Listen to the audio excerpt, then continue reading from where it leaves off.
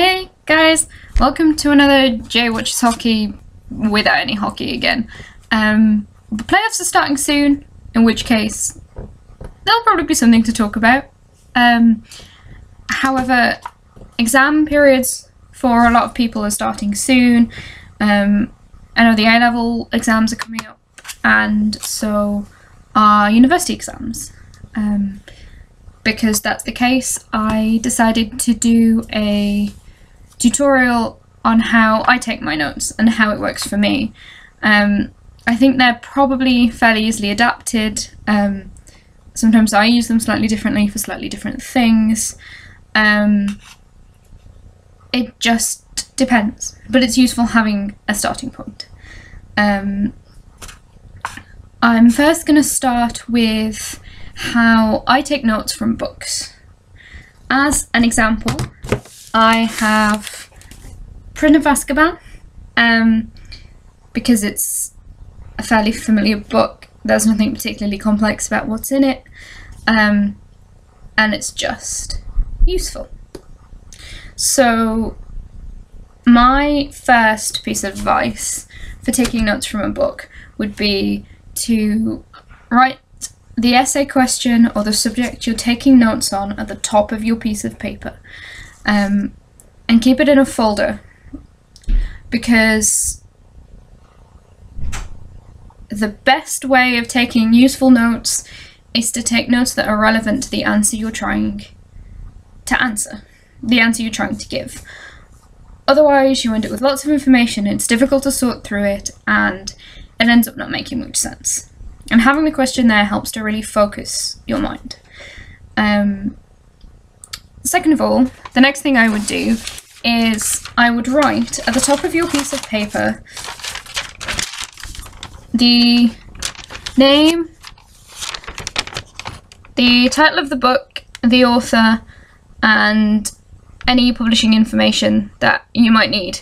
The same as you are going to write it in your reference or in your bibliography for your essay.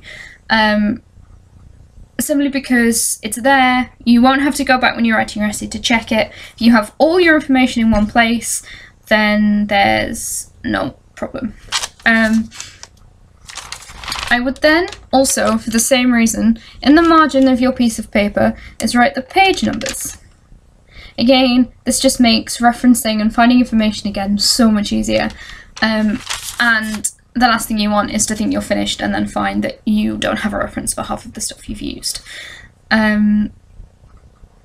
Generally speaking, I would use a new line for every new piece of information. Again, just because it makes it easier to find. You don't have big paragraphs to sort through.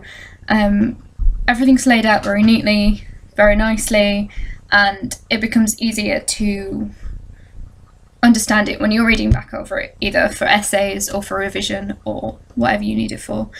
And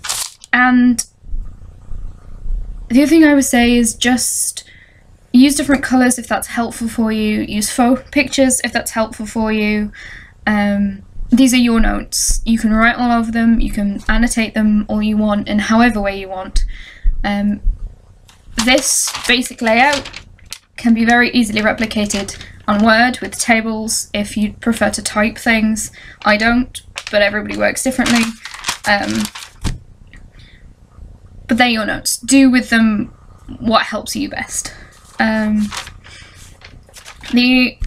other tip I have that works really well for me is when you're taking notes from a book or in lectures, is if you develop a shorthand that works for you and that you remember, you can take notes more quickly, your hand doesn't get as tired, you don't spend ages writing things out again and again and again.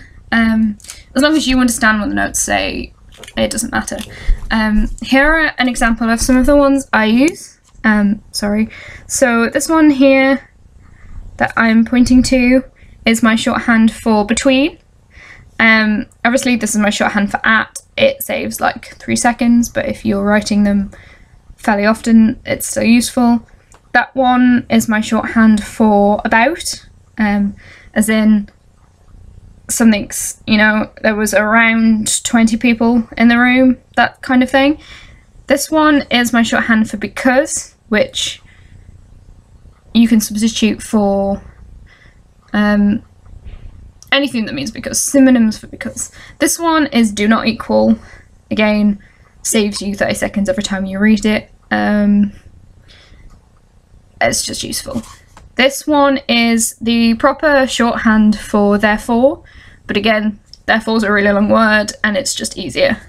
And it's also quite a useful shorthand because picture shorthands like this tend to stand out on the page. So if you're looking for a conclusion a historian or somebody has come to in your work, you know, you can see it, you can pick it out immediately, and it's easier to find things on the page. This is the shorthand for with, just because, and if you want to say something like without, you just add no after the dash. This one is my shorthand for decreasing, so I know the population decreased after the Black Death, and again this one's just for increasing. I hope that's helpful to some people. If it's not, let me know. If you want clearer photographs of my example notes, then let me know. I'll put them up somewhere so you can see them. And finally, so yeah, that's how I take notes from books when I'm doing my immediate reading, whether it's for an essay or during lectures or just general information I need to note down and understand. This part of the video now is how I revise for exams. This is particularly useful if you have a question or an essay plan or structured information that you're trying to remember. I always use blank paper just because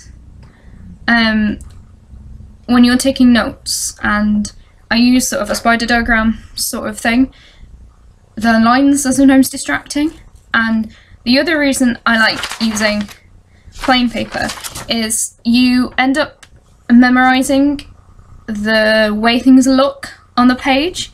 So, you know, I might remember that the introduction is up here, and then the paragraph 1 is here, paragraph 2 is here, paragraph 3 is here.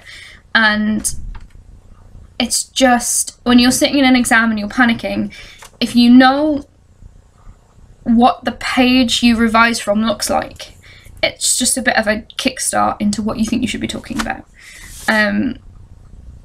I use the same information that I use from Prisoner of Azkaban for my note-taking, which is the description of the divination classroom, the first time the third years enter it. I colour coordinate all of my notes. I use blue for like main information and then red for subheadings and stuff, but it doesn't really matter what the colours are, as long as it's whatever works for you, and trying to keep it consistent helps as well. So I started off with my question in the middle, sort of, I know what you'd call them, bubble. This one is, what does the divination classroom look like? Again, it just helps to focus your work and give you a sense of what you're talking about. You can put it at the top if you'd prefer, just whatever works for you. Then I always try and set them out the same way, because then I've already structured my essay and I don't have to worry about, oh, what am I going to put where? How does it work? If you have a set way of doing things that you can adapt, and this also works if you have an unseen question in an exam, if you know this is how you write things, you have a ready-made way of thinking about essay questions, and you can write a very short version of this down on the front page of your essay booklet thing, and it just helps make the whole experience less daunting,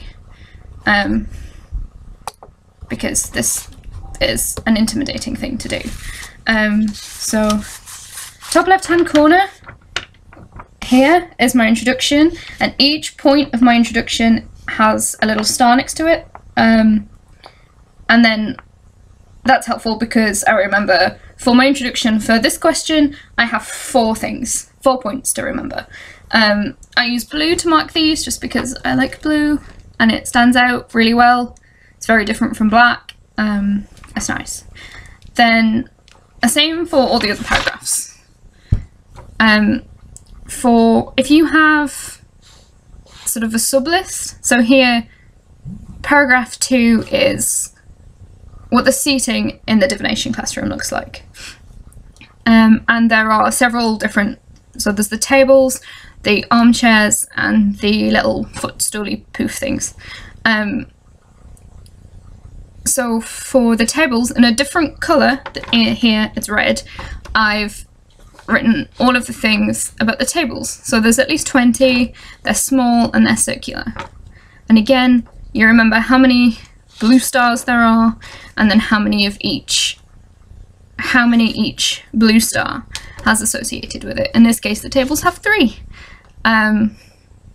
Again, and the different colours and the different symbols for the different lists makes it very clear in your head. You can see, even if you can't remember what is said, if you can see what the piece of paper looks like in your head, sometimes it can help you remember where things are on the piece of paper. And then the conclusion down the bottom is just a summation, and you use the same sort of note taking as you have everywhere else. It's just taking some of the stress because you can see what your answer looks like.